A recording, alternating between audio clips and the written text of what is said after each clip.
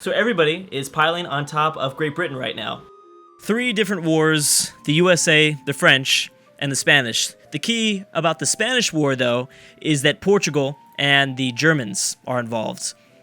So luckily, the British called in, I think, every ally they had still. So Japan is still joining in. Also, Turkey is involved. So keep in mind, I mean, a lot of these British colonies might get absolutely destroyed. Oh, man, it's going to be interesting. I don't know. We're going to keep it on speed 5, and I'm also going to check in on armies. Let's go ahead and check in on that, because we checked on navies in the last one. I'm going to go ahead and have this play in the background. We also, by the way, the USA has landed in Ireland, and they have nowhere even close. They've got no troops even close to be able to compete with those American troops there. Okay, so what do we see? We've got Afghanistan. No, Afghanistan's not number 1. What's that? Okay. Total right now is the Russians. The Russians with, wow. So they might be making a comeback, maybe because of mercenaries. They probably used, they've got 72 mercenaries, which is crazy. The USA here, number 2, and Germany not too far behind. So yeah, another German-Russian war would be probably still sided towards Germany because they've got all of those amazing alliances. So that's kind of interesting. Then there's like a 100,000 troop drop-off when you go to France. Still shocked that France still has that much, though. Keep in mind, a lot of that could be still in northern Africa. Italy has quite a bit, so France and Italy about the same for the most part. We've got Canada, Japan. Still surprised that Canada still has, because Canada doesn't do much in these battles, so it's so strange to see that they still technically have a large army. Japan at over 100,000, Turkey at over 100,000, and the British slowly losing troops. Spain quickly approaching over 100,000, though. Their force limit's at 101, so I wouldn't be surprised if Spain joins in. And Brazil as well, but, it's been really quiet in South America. It's been very quiet as of recently, so we don't really know what's going to happen. I know that Peru has been kind of getting a lot of power out here, a lot more power out here in the east.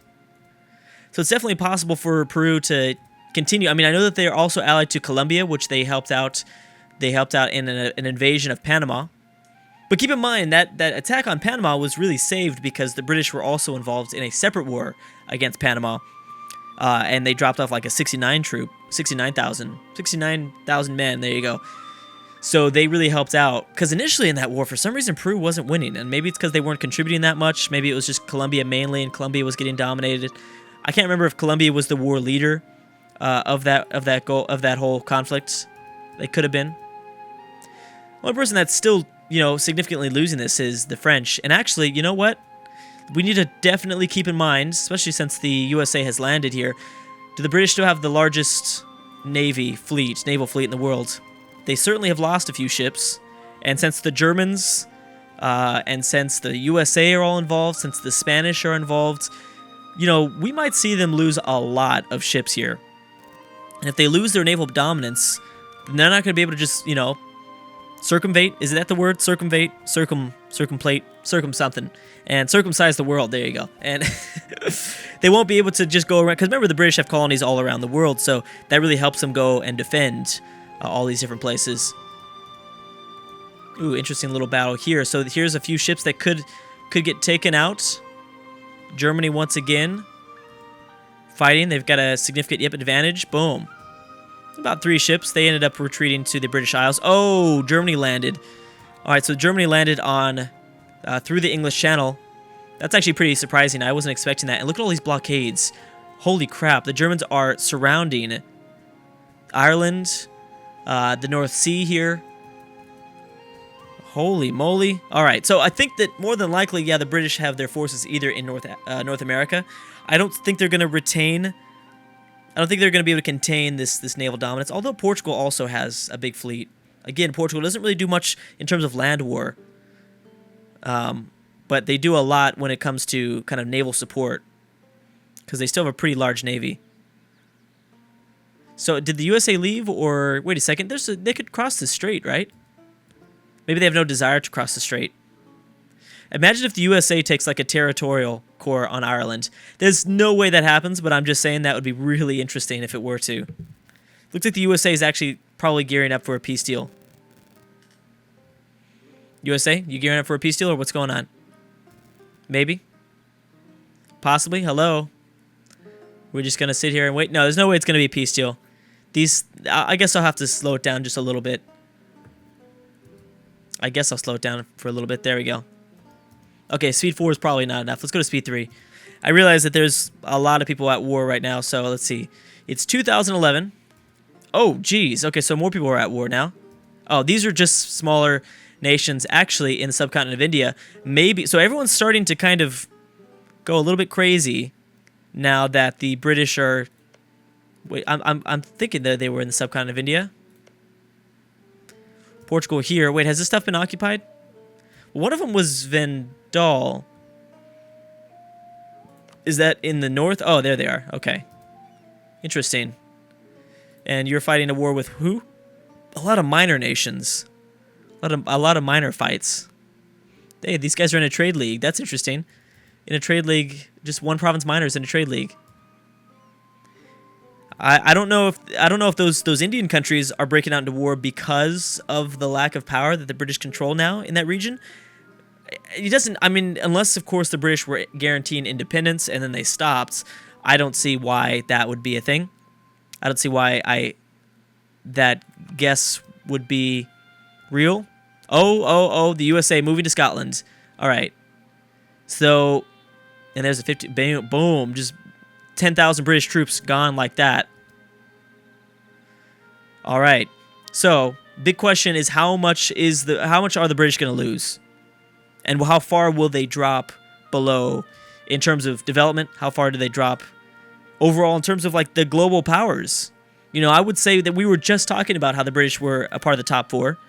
The British, the Germans, the USA, and then Russia, probably in that order. And I only put the USA in second because, you know, they're stuck on Northern America, and they're not doing anything in Northern America. They might start to attack Mexico. I'm sure they will. And I'm sure that when they do that, we'll have Donald Trump comments everywhere. But it'll probably happen. It usually does tend to happen. It just takes the USA AI quite a long time for some reason in these extended timeline battles. And I don't know exactly why. Approaching 2012. Not sure when we're going to end this series. I'd like to do at least a few more videos. But I'm actually not even 100% about that. So we'll see. Yeah, we'll see. January 1st, 2012. So there's probably going to be a rush for. So since the Germans already have control, notice here's this is important. So the Germans are giving up this occupation to Spain. They're not trying to take it for themselves. That's kind of showing that the German AI will not be taking any sort of footholds in the British Isles. If they would, that would be pretty big, but I don't think that they would. Geez, more wars. This time Italy versus who? Bulgaria. Italy versus Bulgaria. Well, okay, well, actually, for some reason, I thought that was Albania. I was like, man, Albania provided so much support, though, in that Russian war. Either way, this would be huge for Italy if they were to completely take out Bulgaria here, because Constantinople, Italy has control over Constantinople. It'll also bring them a little bit closer to Russia, which they're going to want to do. Bulgaria has no friends, so yeah, they're going to get eaten up here without any question. And Italy will continue to retain power. So does everybody still like Germany? For the most part, they're actually at war with Brazil right now, so they lost that alliance. They're also at war with Japan. They actually got significantly weaker in terms of alliances, but they were going to upset somebody no matter what. Because Germany's in a situation where they're right in the heart of Europe, and they're friends with so many people. Let's see, is France and the Russians still allied? They are. Russia, Ethiopia, Turkey. Even that is not that bad, though. As long as Germany can call in all their allies, they could probably go to war with France again. Actually, I bet it won't even be Italy. Or, I'm sorry, Germany that goes to war with France again. It'd be someone like Spain. I wouldn't suggest that, though. Spain goes to war with France. You're only going to call in Germany, Austria, and Turkey. Not as significant of an advantage over Russia. I actually think they lose that war if Spain goes to war with France. If it's Italy, maybe a little bit different. Interesting that Italy is allied to Persia. That's going to keep them safer. Not super safe. Persia, Najd, Afghanistan. Italy. These are all the alliances for Persia. I'm sorry, I should have specified that. Oh, who's down here? What's this purple? Oh, this is not purple. This is the blue. This is the French blue. So maybe we'll see actually British colonies try to retain their independence. 25 Liberty Desire here, 43. Obviously, you'd have to wait for all these wars to end. Oh, Bulgaria has been eaten completely? No. Oh, yeah, they have. Well, no, there's one province left. There's definitely a possibility, I think, of Italy attacking Romania very soon. We've seen, yep, they want, yep. I think that's probably what's going to happen. It won't be Austria. Well, Austria can't. Italy's going to attack Romania. They're going to have, I think, a pretty huge control over the Balkan region. Luckily for Albania, they've got a good relationship. They're allied, right? Italy and Albania? Yeah, they are. And it's interesting because Germany's allied to Austria and Spain, but Italy hates Austria and Spain. Yes, they do. But they hate France the most, so maybe that's what pulls them all together. Maybe that's what pulls them all together. I don't know. Who are you guaranteed by? Guaranteed by Norway and Germany. This is really interesting to see the German AI play this sort of game because you've got Germany guaranteeing Poland, Lithuania, and Finland. Oh, okay. Lithuania and Poland also have a royal marriage with Germany at the moment. But yeah, so Germany, there really needs to be a color for guarantees. I think that because I thought initially it was purple, but I don't know why I thought that because it's always been royal marriage, and I've known that for a long time. But anyways, yeah, I think that there should be definitely color for independences. But yeah, this is an interesting campaign for Germany, since Germany is guaranteeing Poland, Lithuania, and Finland, and not attacking those nations. Why haven't they attacked Denmark just yet? They're only allied to the Netherlands. That's not really going to do much, and they're not guaranteed by anybody. So that very quickly here, the British will be fully occupied. I don't even know what war score we're at. May 26, 2012. What are we looking like here? We've got 7 war score. Negative 34 for the French, which is kind of interesting. Probably most of their colonies are getting dominated. So 18 war score for the USA, 7 war score for the Spanish.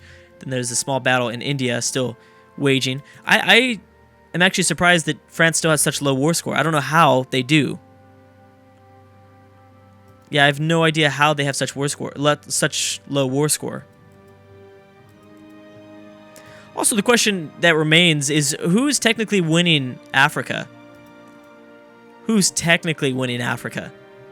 There's really no independent nations. You know, oh man, that is going to be hard because I remember that, I know that we did the top five, countries out of each continent. That is a tough one. I think we did say independent. Usually I say independent nations. And right now, the strongest independent nation, I think, is Ethiopia. We're still ways away. We might start to see more independent declarations. Maybe British Sudan at some point.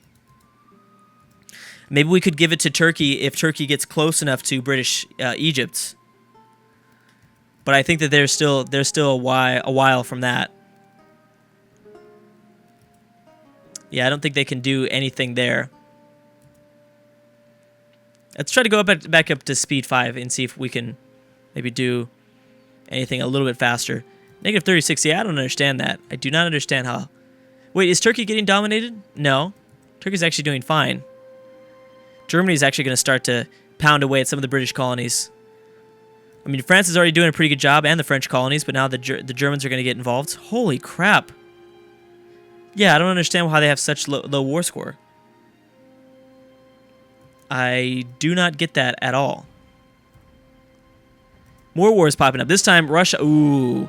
Russia, Afghanistan, Persia, China. A lot of smaller powers working together to push back Russia. That is going to produce some interesting results. Dang! All of French Indochina has been annexed, almost all of it. You don't normally see things like that. Also, did Japan contribute at all to... They are contributing a little bit, I think. No, wait, actually, that's something else. Who has control over this?